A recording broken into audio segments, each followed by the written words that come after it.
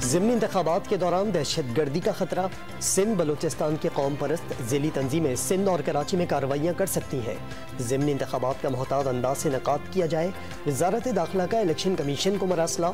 मुख्तलिफ सूबों में पुलिस पर जानिबदारी का मुजाहिरा करने का इल्ज़ाम। सूरत हाल को अकेले कंट्रोल करना पुलिस के बस से बाहर करार दे दिया।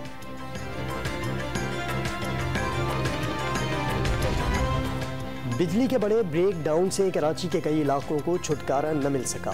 12 घंटे बाद बिजली बहाल न होने पर अंधेरा।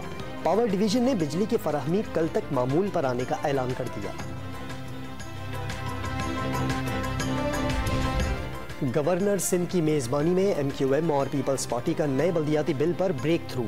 बल्दियाती इख्तियारात के हवाले से सुप्रीम कोर्ट के अहकामात पर अमल दरामद पर इत्तफाक कर लिया।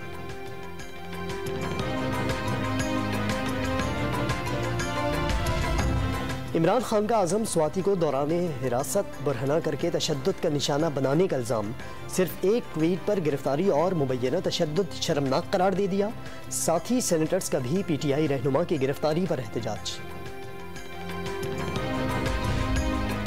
वफाकी वज़ीर ख़ज़ाना इसहाक डार की IMF के डिप्टी मैनेजिंग डायरेक्टर से मुलाकात। आलमी मालियाती फ़ंड के प्रोग्राम पर मुकम्मल अमल दरामद की यकीन दहानी करा दी। इसहाक डार का मुआशी बहरान से निकालने पर इजहार तशक्कुर।